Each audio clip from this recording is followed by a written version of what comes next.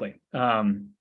So what are we doing today? Today is a conversation that Mike and Jill and I will primarily be having, as others chime in as well. But a group of us from kind of our offices had the opportunity to go down to Austin.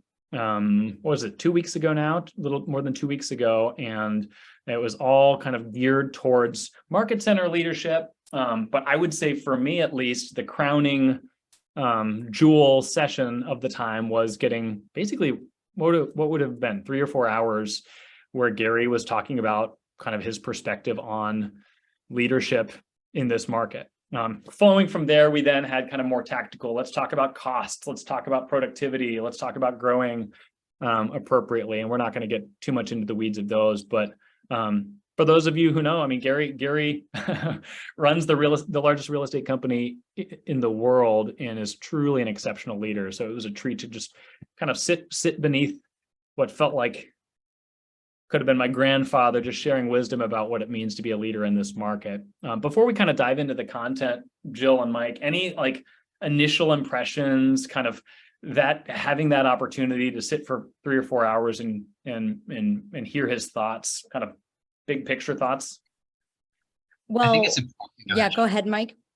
I was just saying, I think it's important that, like, no matter if you're in a leadership position or not, you are a leader to some degree. You're a leader in your family, you're a leader in your business, with your clients. So I think that's an important lens to look at yourself through as we go through, the different topics and bullet points that we have for you today. Agreed. And, the whole essentially 4 hours was all leadership with Gary. And he started and said, leadership knows no position. We will be a leader and a follower at times. Leaders don't think they are on anyone's team. But it's just, I loved the leadership knows no position. And it is, I'm sure we'll get into that. I don't want to go too far ahead, Mark, but yeah, it was great. Can't wait to dive in. Yeah. And so you're here because you want to grow that muscle. You want to exercise that leadership muscle, as one of our speakers a couple months ago said. It's not because necessarily you're a rainmaker or you hold a particular title. It is broader than that. So I am going to go to share screen. Who needs to make me able to do that? Jordan, if you are on, that would be her. Because it doesn't. If I can share mine, I will.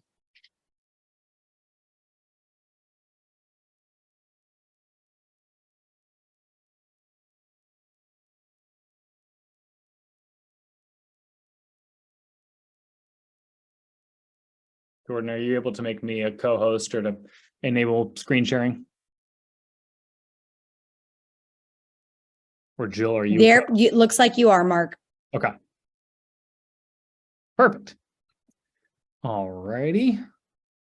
We will go in here. Can I get a thumbs up if you can see my screen? Thumbs up. We got content we're going to fly through, but hopefully it's not too much of us talking. So as you have a question, I can't see everyone's screen, so just unmute yourself and dive in and interject. Mine still says loading on your screen. I don't know if anyone else is seeing that, or if you see. Hang on a second. There. Now we can see. Yeah, perfect. Okay. I don't love that. I'm going to do.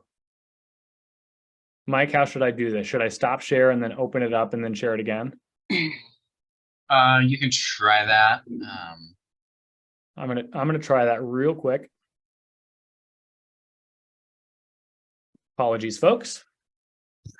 It's always, there's never a smooth share screen in Zoom, ever. I don't care if it's like the head of Keller Williams. New share. Go here. Let's try that.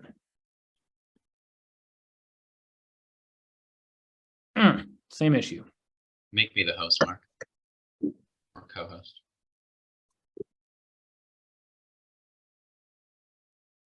Does not look like it's allowing me to do that for you.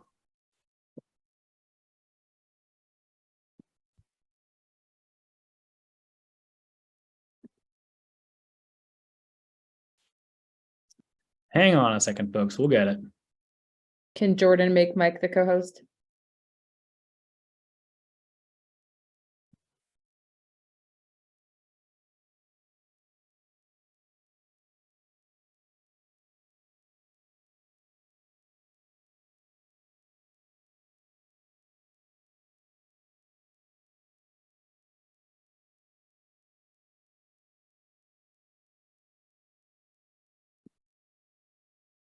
Are you able to now, Mike? I'm just going to go through it this way. Does that work? This works. We can We'll still roll with see it. Okay. Apologies, folks. And we will send this out to you after the fact, if that would be helpful for you. So, kind of we're going to be jumping around a bit, but what is our definition of leadership? How do we understand leadership to function at its core? We can see that black box across the middle there. Leadership is teaching people how to think. Many of us, there was a helpful conversation. Many of us, we've come into leadership, or we're growing in leadership because we're good at a thing, because we're hard workers, because we model things well. That's not the same as teaching people how to think. So I'd love to open the floor for just a quick second. What are your preconceived notions about what leadership is? What baggage do you bring in as you think about what is leadership? How does your definition, right or wrong, differ from Gary's?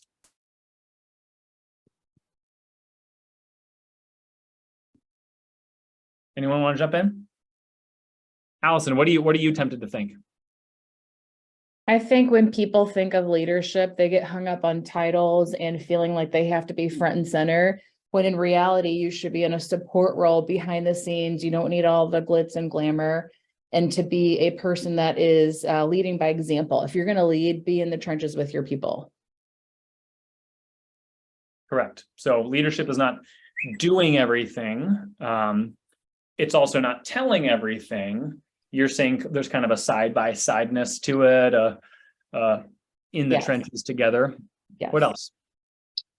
I think leadership's also how you develop other people, because you have hopefully been productive enough to be a leader in whatever situation it is. You have the experience to be able to grow other people in whatever task, field, whatever that looks like. And I think the people development part is like the ultimate pinnacle of being a good leader.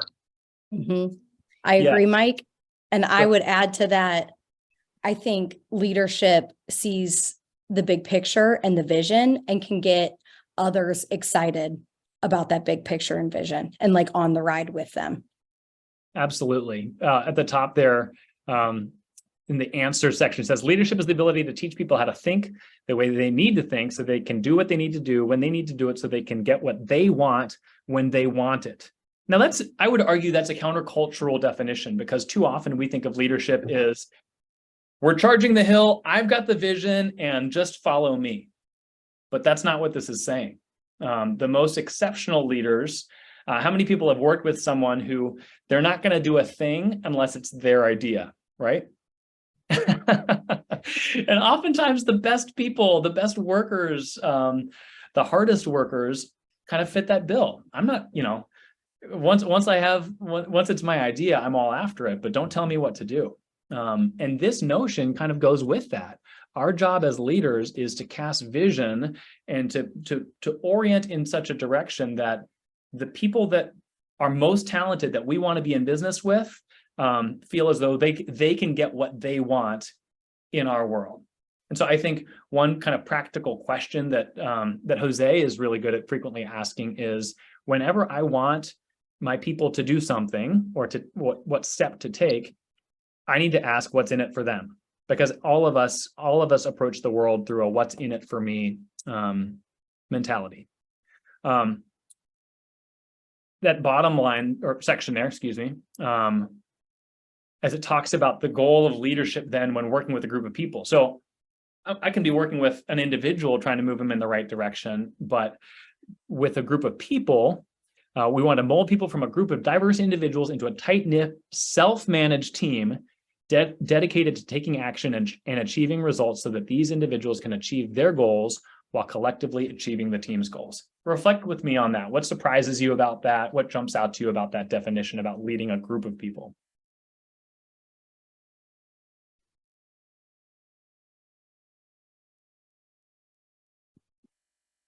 Not a rhetorical question.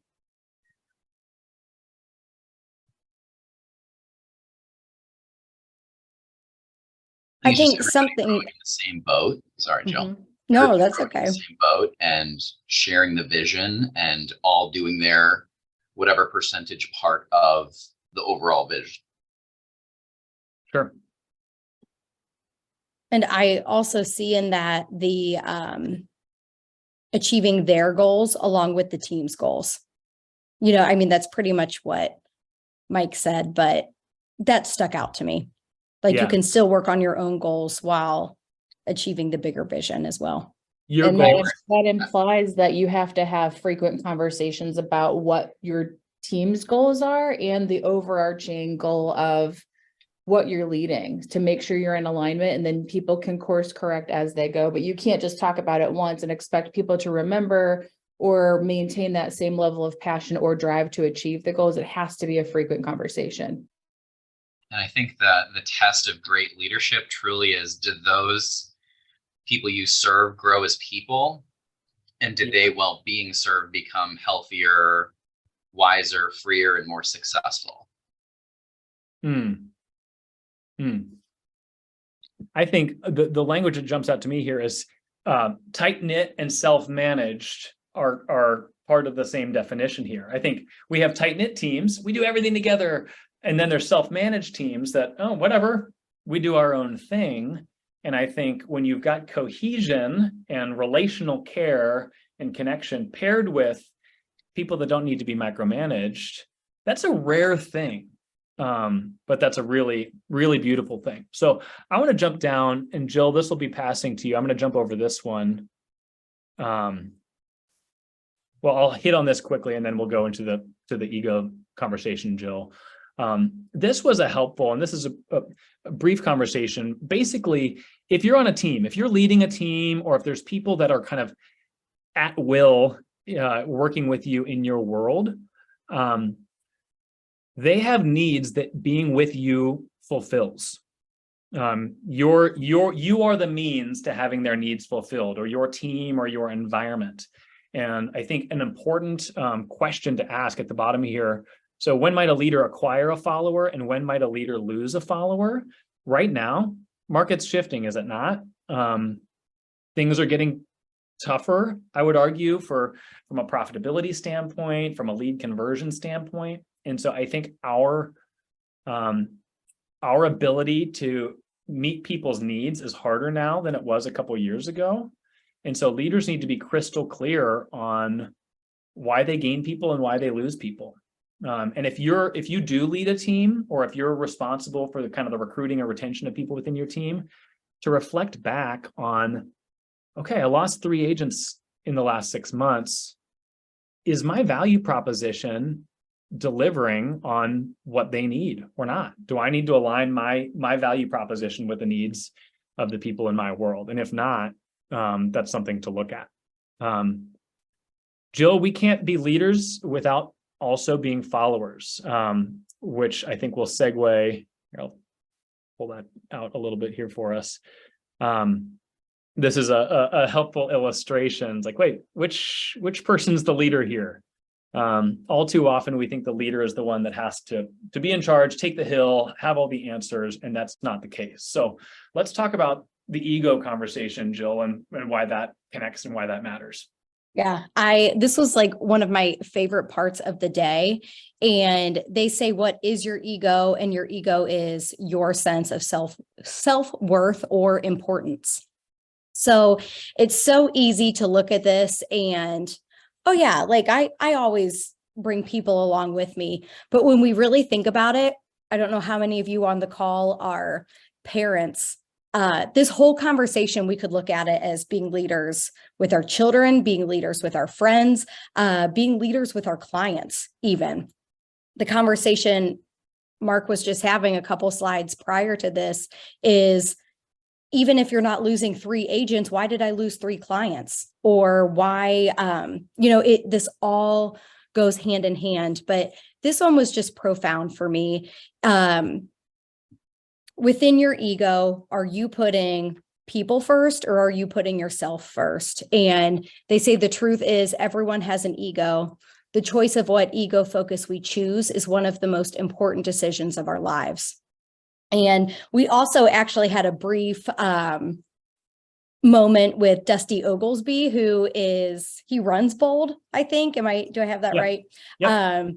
He was just so wonderful. And where they talk about, the choice we choose is one of the most important decisions in our lives, how our whole lives are compromised of decisions we make. And there's decision and then effect, decision, effect, and so on and so forth. And I thought this was so important. And the more we can remove ourselves from a situation, and if we're dealing with clients, how can I guide them rather than it's always myself? What is in it for them? Like, you only have a relationship with them because they're looking to buy a house or they're looking to sell a house.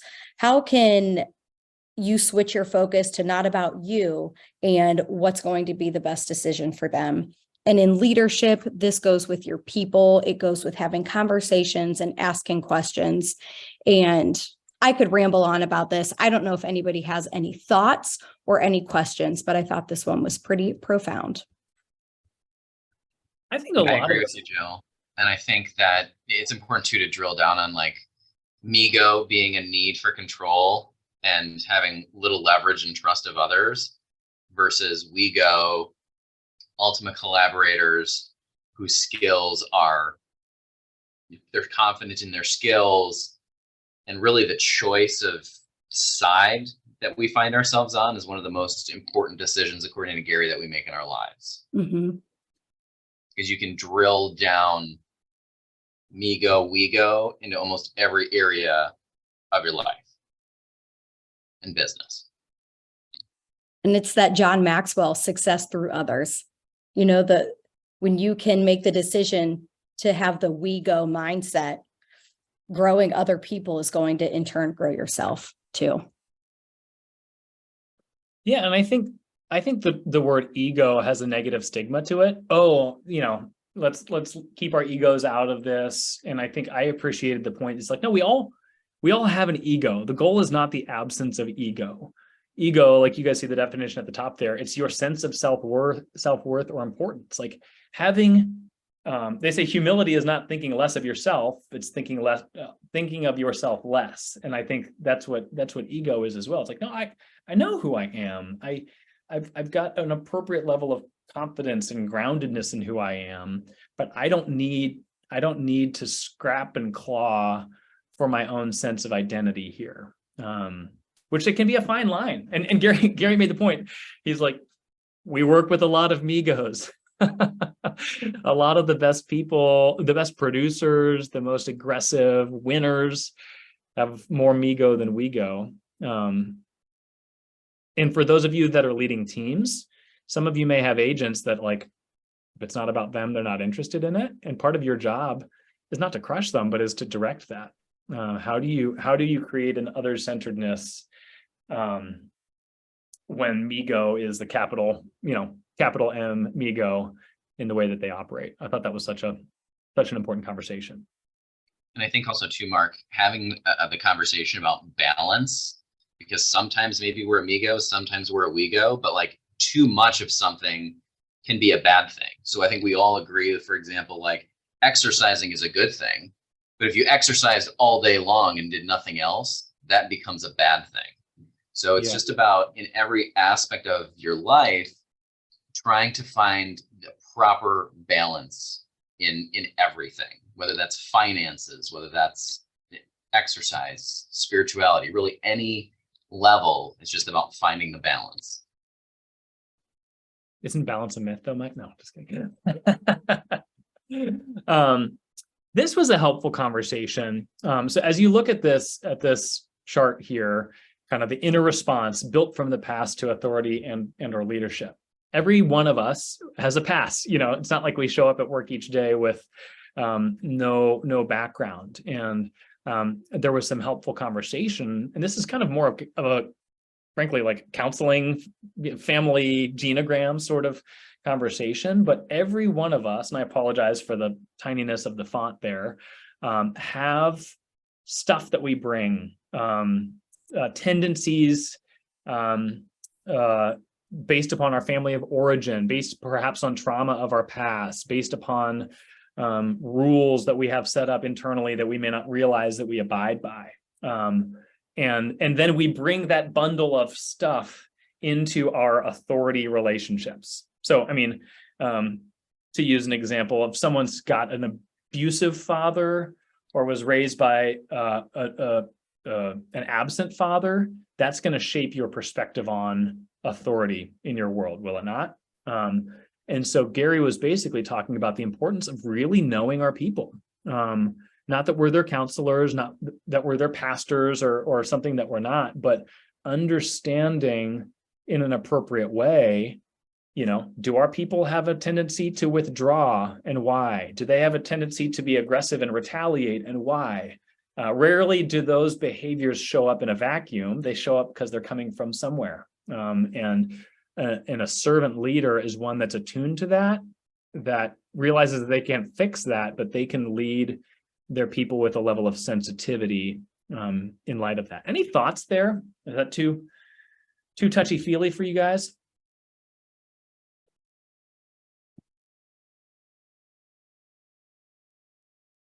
Cool. Well, we okay, will. so I'm not on video because I was running around my house making lunch, but I have to agree with what you said, Mark, because sometimes simply meeting people where they're at will help them flourish and develop and feel more comfortable in their environment. And therefore, I think it'll lead to more of their success because they feel understood, they're seen, they're heard. And I would like to think, Allison and Mike know me best, but I'd like to think that that's probably one of my better skill sets is to meet people where they're at. Agreed. Definitely. That's a great point, Christine. And I think one tool that we have is you think about like, great, where do I go from here? I'm not a counselor. How do I begin going there? Just asking questions. And I would say when you're hiring folks, the KPA career visioning process, the life story interview kind of takes us through their frames, the different stages of their life. And that can be a helpful tool to understand how people have interacted with leaders in their past, hard moments in their past to give you some clues. This was just a helpful thing because this isn't just about other people. And that was one of the main things that Gary said is this is not, you can't lead others if you're not leading yourself. And so as you think about the people in your world and their ability to be led or not, how do you respond to authority and or leadership? And does your response to authority or leadership, does that align with what you expect from others? And the real answer to that is no. We're all walking hypocrisies. We're all, walking contradictions. And I think all too often, this is getting real for a minute here, people find themselves in leadership or starting their own thing because I just could never be led. That's not a good thing. And so if you are one of those more dominant, if it's not my way, then I'm not in. That's not particularly healthy. And for you to ask questions, how can I grow in my ability to be led by others? And any of your TLs would be glad to have a conversation and kind of dig into that. But aligning your expectations for others with how you respond to leadership is essential. Mike, do you want to jump down to some of the positions or the levels of leadership? Sure. I think that's at the end if you want to scroll down. Yeah. So this is kind of like an overarching theme of leadership. So if you've never read the book 5 Levels of Leadership by John Maxwell, I highly, highly recommend it. I read it last year. It was one of the best books I read last year. And the 5 levels of leadership are position, permission, production, people development, and then the pinnacle. So when you think about level 1, position, people follow you because they have to. You're quote unquote the boss. This is somebody who we probably often picture as like a manager type of individual who has the position. And in this stage, if you find yourself in this stage in the course of your career, you're currently in this stage, I think it's important to focus on situational leadership, hone your emotional intelligence skills, be approachable and empathetic, and then ensure necessary team communication to really grow your skills as a leader. And then in step 2, you grow yourself to permission. So people follow you because they want to, they like you, they give you their permission to lead them. So in this stage, you're focusing on creating and communicating a clear vision and mission to your team, and you listen and understand the needs. So one of the things that I think, at least for myself personally, is having a one-on-one every week with every member of my team. Just checking in, seeing how they're doing personally. How can I help them in their business? I think this is a really important inch that anybody in any leadership capacity can take, because it opens the doors for communication and you can coach them as the entire person instead of just being a task-oriented leader. And then additionally, you ask for feedback and solicit ideas and also hold people accountable at the same time. In the 3rd level, production, that's when people follow you because you're amazing at what you do. You've achieved fantastic results for your organization, and nothing obviously speaks louder than results. If you want to build credibility that connects people, then you have to deliver results before you can deliver that specific message. And get out and do what you advise others to do. Get your hands dirty. Don't ever think like, hey, I'm the top #1 leader, I'm the most successful person, and you can't be humble to do something as simple as take the trash out because it's a need. So it's really about servant leadership and ensuring at this stage that the team is trained and developed. Then you adapt and improve on technologies and systems in a collaborative way, and by soliciting ideas from your team. Hey, this is working really well. Let's implement this universally. This isn't, how can we change? Don't ever be married to a specific system or idea, because we all know how often the world changes. And in my opinion, systems can constantly be improved. There's no such thing as a perfect one. Right. And at this stage, you want to assign managerial duties to future leaders, people you've identified that have talent and ability, and it will help you spend more time developing people. And in the 4th phase is a focus on people development. And it takes time to get to this phase. So after you've had production, you've had results, you turn your focus specifically to people development. And people in this phase follow you for what you've done for them. And they'll follow you because their careers are going to advance as a result of your leadership. You gain a broader responsibility and you advance to a higher level.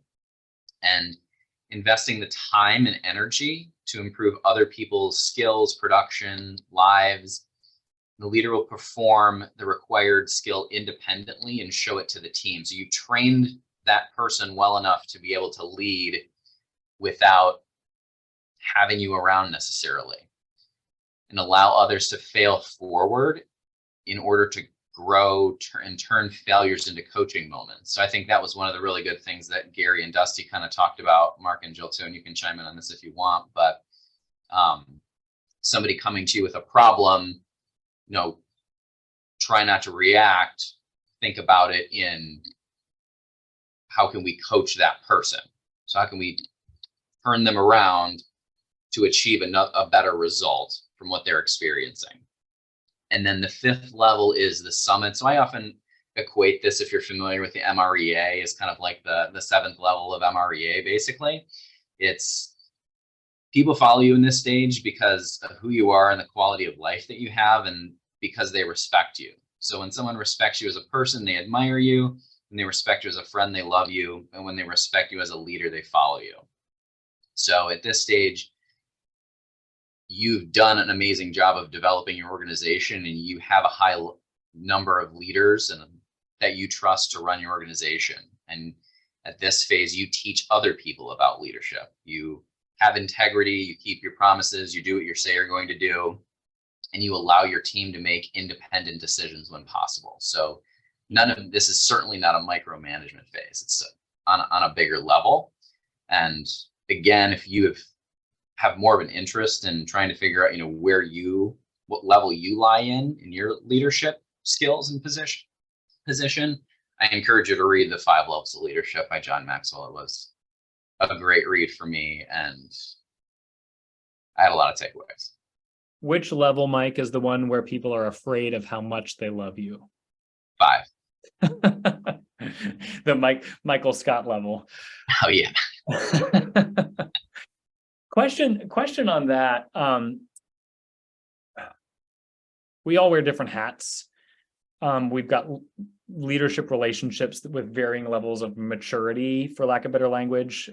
Someone that I've been working with for 2 months is not the same as someone that I've been working alongside for 5 years. Can you talk with us about, like, can different levels exist at the same time, or is it more about the leader's journey? To me, it's more about the leader's journey.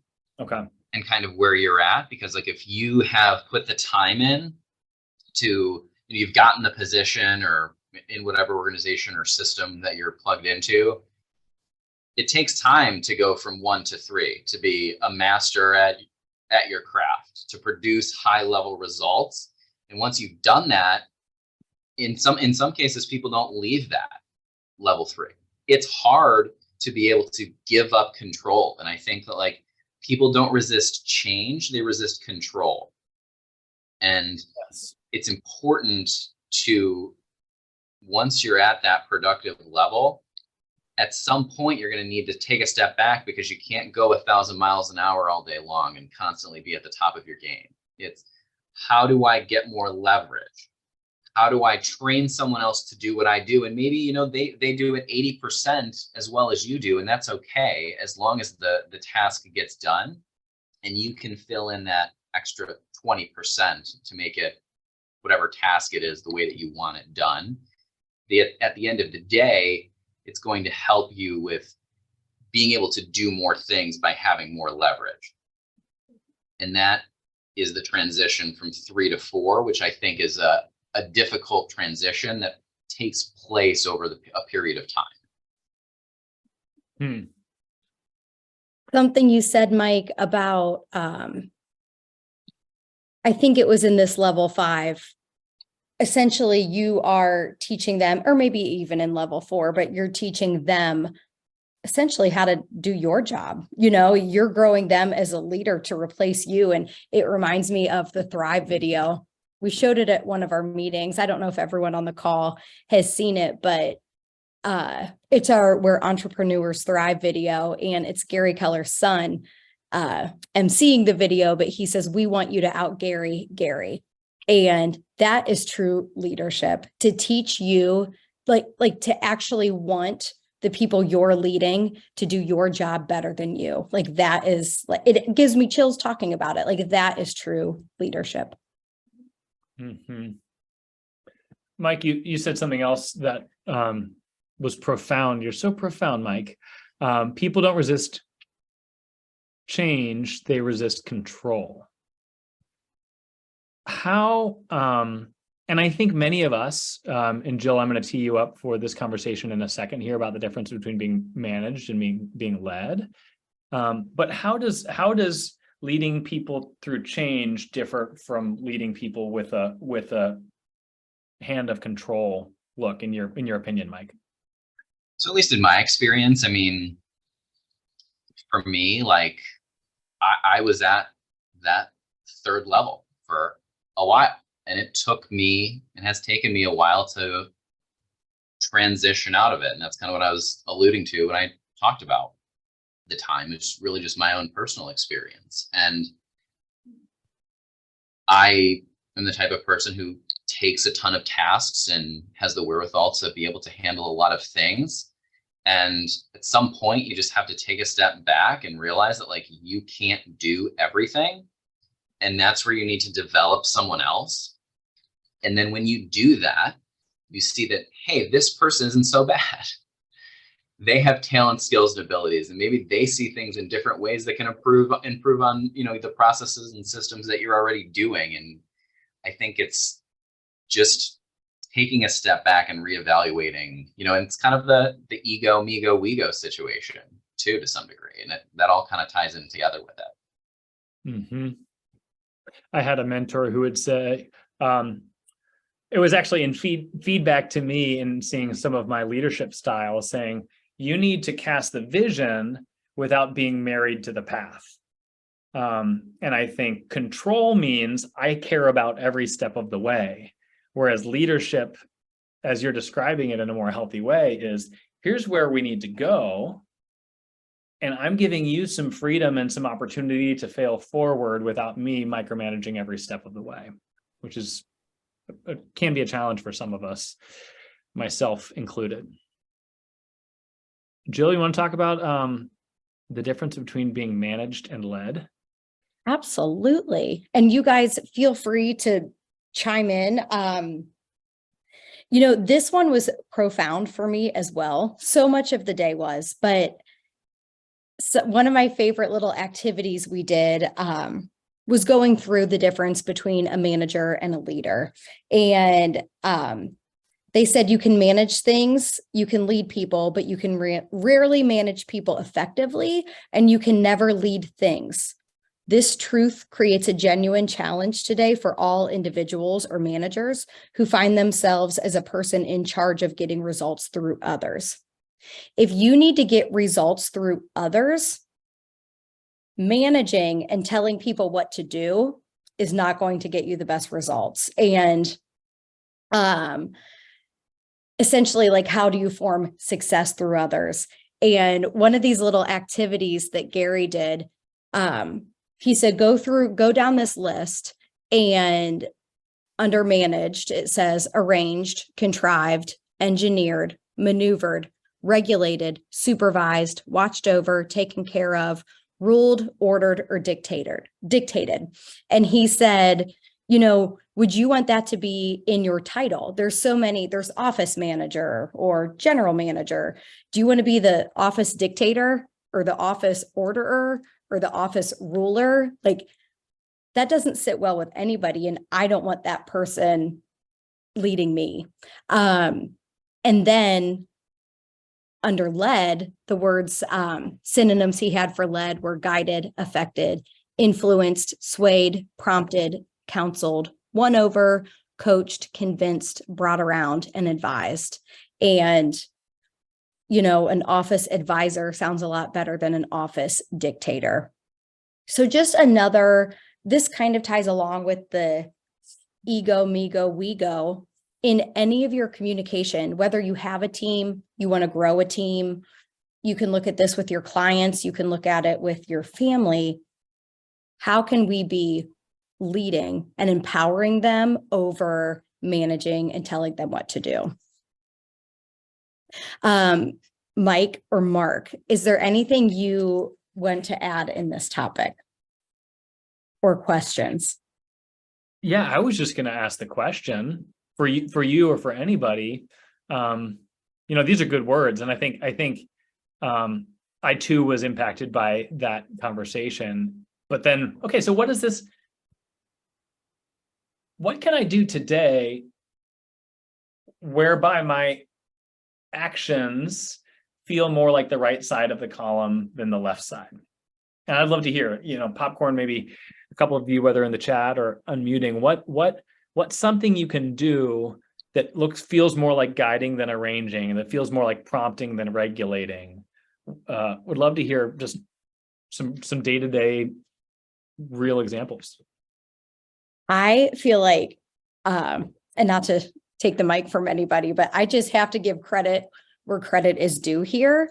I think, at least in real estate, Jose was he was the first leader I was under in real estate. And he set the bar so, so high. And where he was always so empowering was never, of course, they had systems that told you what to do. The systems can be the manager. You don't have to be the manager. Yet if we ever had a conversation, it's the classic consulting conversation in MREA. It was, what was the goal? How do you think you did? How do you feel about it? What are you going to do different next time? And within that, I am just speaking from experience here. When somebody is leading and helping you self-discover, there was so much of a mutual respect. I respected him, and I felt, when I didn't feel like I was being managed and I felt like I was being led, it just felt like he respected me as well. So even if we are not trying to disrespect someone by telling them what to do, I think the receiver of that often feels disrespected. It's the same when you're a kid and your dad tells you what to do. I mean, I would always do the opposite because I didn't want to be told what to do. So that was just my example. I think that Jose does a really good job at this. And what I think the two big takeaways is mutual respect. Like, for somebody so high up, I always felt like he respected me, which made me respect him. And also, I grew through self-discovery. Like, he didn't have to manage anything. He prompted the thoughts, I suppose. That's good. Who else? Jill, you said something that I was going to bring up as well. People follow a leader who they feel will help them get what they want or need. And I think that's important because people want to have that leader, or followers feel like a leader can help move them forward to the next levels. Mm-hmm. Yeah. And I think it's easy to create a character of the manager or the leader who tries to tell and make people do stuff. I don't personally identify with that. I'm sure I have my moments, but that's not too much me. My problem, and it's no better, is the rescuer, where if the goal of leadership is to help our people to think differently so that they can do what they need to do so that they can get what they want, it can't involve me just doing the things for them. And so as I think on the right side of that column, what are things that I can do to strengthen and empower so that when someone's coming to me with a problem or a solution, and my temptation is to, great, let me send that email. Great, I'll go have that conversation on your behalf, which is totally my tendency. What needs to change about my leadership style to empower them to exercise that muscle? Who wants to advise me there? Any tips for me, the struggling leader?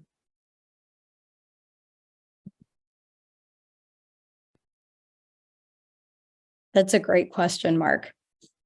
And it is, again, not to keep bringing kids up, but we do it with our kids. It's so easy to just fix it or do it. And I would share the story that some of our top 20% heard this already, but the story that Dusty shared about, he has his daughter at a father-daughter dance, and there was all these little pockets of girls, and he said, you girls just form all these groups, and there's all these pockets of girls. And I don't know if his daughter was newer. I might be missing that detail, but she went up to one, say the skater girls, and nobody really let her in their circle. And then she went up to the soccer players, and they didn't really let her in their circle. And it just kept going through the cheerleaders, whoever it was. And she was a 9-year-old girl. So picture about that age.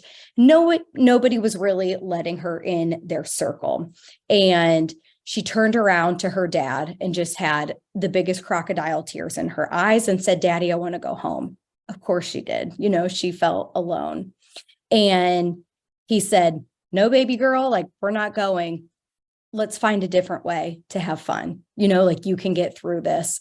And he said before too long, there were like purple balloons around the room, and she ended up, nobody wanted to dance with her. She found one of the purple balloons and was jumping in the middle of the dance floor with it. And all of a sudden, one group notices she was doing that, and they went and grabbed balloons and started jumping. And then another group came over, and another group came over.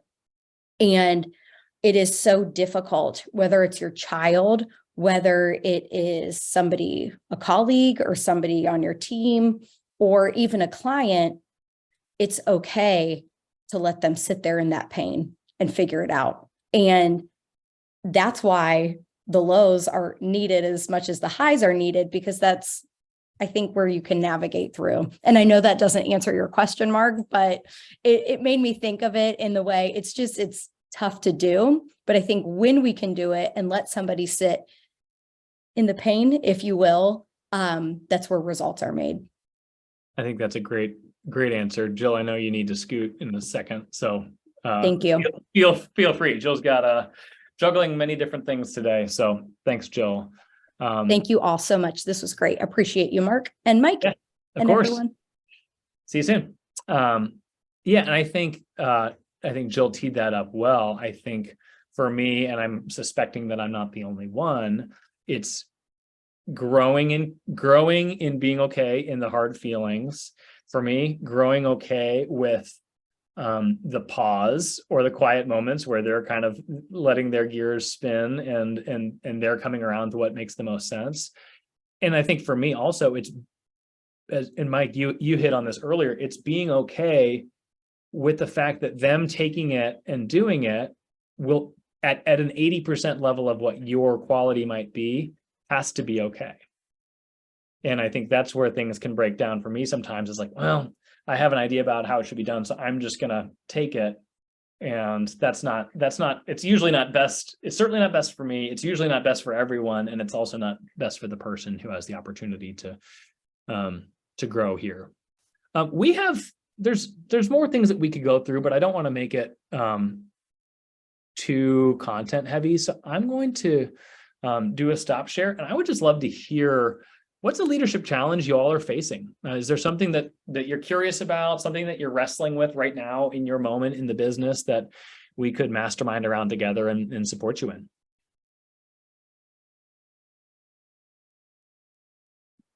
Christine, I can see your face, so I'm tempted to put you on the spot. And I know you'd handle it with grace, but...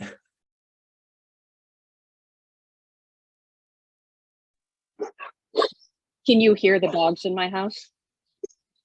I hear a little something in the background, but no trouble. So yeah, I have the lovely pleasure of having 4 children and 6 dogs. So my house is a little on the nut side of life. So I'm going to step outside. So what was your question again? And I'll try to What's field an a answer leadership for you. challenge that you're facing? What's something that you're struggling with, or a question that you have that we could mastermind around? And So Nicole, I see leadership you've taken your challenge. video on, so you can go next if you'd like. Yeah. So leadership challenge that I was facing last year was just the agents simply not showing up. Like my team was largely non-existent last year. And when I mentioned earlier, just meeting people where they were at, we have a lot of sandwich generation agents on our team. So they are caring for aging parents. They are graduating kids from high school, sending kids off to college, dealing with, that sector of life. And I found in my role, I was very frustrated because I wasn't getting the support from my team to make the numbers and, hit the metrics that everybody wants to hit as a team leader. But I also found that grace and empathy was a big impact in the team showing up this year, because I sat back and said, you know what, it's okay. We're all going to have times, we're all going to be down in the valley at some point, and I'm here for your low points. And when you're ready to come back, I'll be here to celebrate and support your growth and your achievements. So this year, they've really come back and started showing up. They're performing, they're hitting their numbers, they're participating in things. And it was really hard for me last year because I was, my mom has an expression, lower than a whale's belly. You feel sorry for yourself as a leader, and your team, they may not see that. But I didn't want them to see that I was frustrated. I wanted them to see that I was appreciative, that they're still sticking with it. And with that support, with that empathy, they've come back threefold, and they're really meeting their obligations and feeling more successful for themselves. So that was a huge struggle for me last year. And I really had to kind of figure out how I wanted to approach that. The result on the backside has been really tremendous this year. So I don't know if that'll help anybody. No, that's huge. That's huge. And I would argue that this year is harder than last year was at the same time. So the fact that they're more rooted, that they see how you did it last year and are showing up accordingly, that's encouraging. That's a great testimony. Nicole, did you have something you wanted to contribute? Okay, can you hear me? Sure can. Okay, good. Well, I am very new to real estate. I was licensed 3 weeks ago, so I'm really just here for the support. Welcome. Welcome. So glad you're here. Thank you. Mike, how about you? I think it's important to do some self-reflection and ask yourself, what do people count on me for? And who am I as a leader? And I think it's just an important question, as like a final takeaway that everyone can ponder and really think about, what do people count on me for? And who am I as a leader? That was potent. And that was something that Gary left us with, is if you're not clear on that, then you're probably not delivering on that. And that's to go further in that conversation. It's not, well, they expect me to do this, and this, and here's all the tasks that I do. It's, how do I show up for people? What can my people predictably expect from me from the quality and the way that I engage with them? And do I have kind of a signature as it relates to the way that I show up for people?